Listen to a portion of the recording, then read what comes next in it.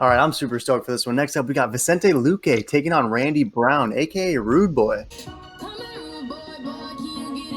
Luque is 18-7-1 overall and an impressive 11-3 in the UFC. He's beaten the hybrid Nico Price. That was his most recent win. He's beaten him twice. He's also beat Jalen the Tarantula Turner, Brian Bam Bam Barberena in an all-time classic. You and I were at that fight. It was the Francis versus Cain Velasquez main event. If you haven't seen Barberena versus Luque, check that fight out. All-time classic. He also has a win against Mike Perry, and that was a close split decision. And Luque is interesting because he'll go on these fat win streaks, and then he'll run into someone like elite, like what happened with Leon Edwards in 2017, where his win streak ended there. And then it happened again this past November. Luque built up a huge win streak and ran into Wonder Boy at MSG. We were also there.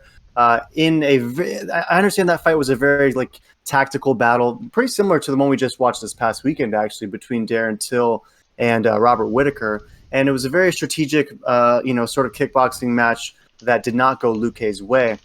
But just Luque has this tendency to, go on these fat win streaks and then run into someone of extremely high caliber, and then he loses. He's taken on Rude Boy, who's 12-3 overall. He has a win over Brian Barberena, Mickey Gall, and Warley Alves. And he's got losses to Michael Graves. Remember the name, Bilal Muhammad, and Nico Price.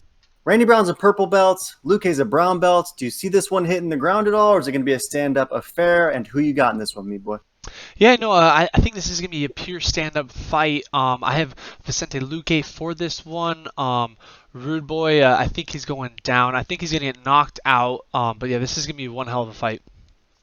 Yeah, I agree with you on that one. I see this one being a stand-up affair also. I mean, Luque just loves to go out there and trade. I mean, he's got a brown belt in jiu-jitsu. We know he's capable on the ground, but he's a dude that's just trying to scrap. He just shows up wanting to just, throw it down. I mean, we saw that Mike Perry throwdown.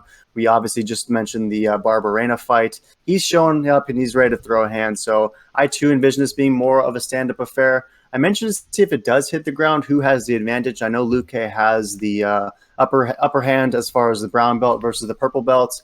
But it'll be interesting. I think that those two have a decent enough ground game where it might be kind of fascinating to see those two grapple a bit.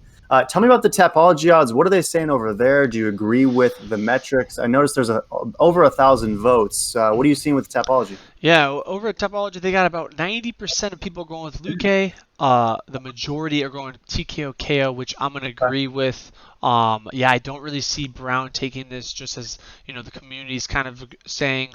I could see Brown trying to go to the ground, but I think he's going to regret it because I think he's not as qualified as a ground specialist as Luque, even though Luque just bangs. So I see this being pure stand-up.